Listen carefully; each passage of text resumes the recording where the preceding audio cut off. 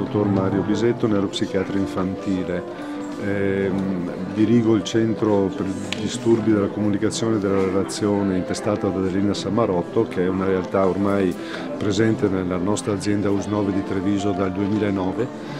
Eredita un precedente progetto ancora più lontano e si è realizzato anche grazie alla forte spinta dell'associazionismo familiare. Ci occupiamo di autismo in età evolutiva, dalla diagnosi alla presa in carico, attraverso interventi specifici, psicoeducativi, logopedici, psicomotori, in coordinazione con i servizi già esistenti e anche con uno sguardo verso un passaggio all'età adulta.